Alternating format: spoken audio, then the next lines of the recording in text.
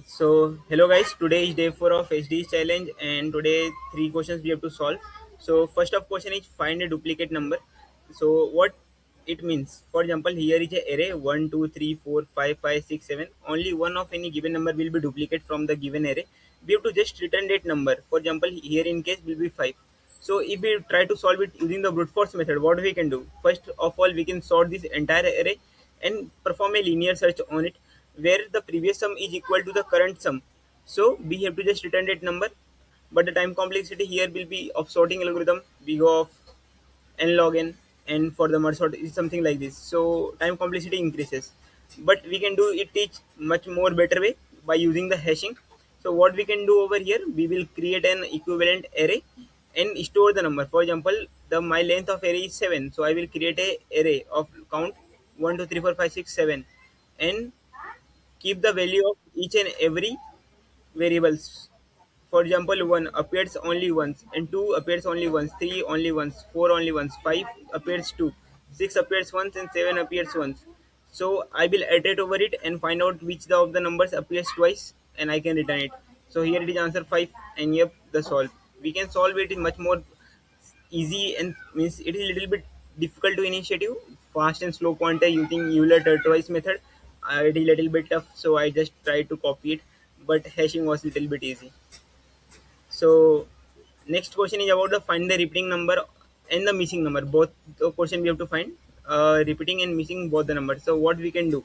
First of all, using the mathematical way, we can create two equation. Equation number one, sum of all x and sum of all y, means sum of all numbers and sum of all n numbers. We will just subtract minus 1.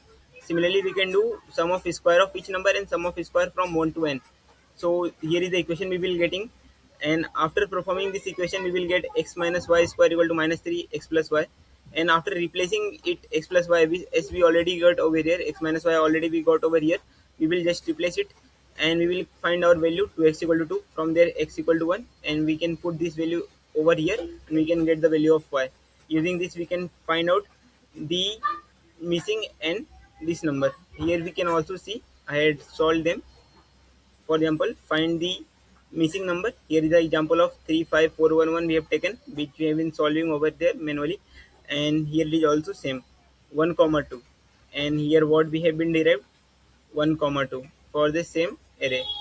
And last question is something like this: count the inversion. Count the inversion is the question where for any given particular a of I, where the value of I this should be less and array of I should be more. So given question is here, a of I should be greater than j and a I of j should be less. So we will count as inversion. So how we can do? Using the merge sort we can solve this problem. For example, here my array are sorted at any given particular time, and I can just compare using the pointers. For example, I less than j. Yes, it is right. Then sorry, is I greater than j? No.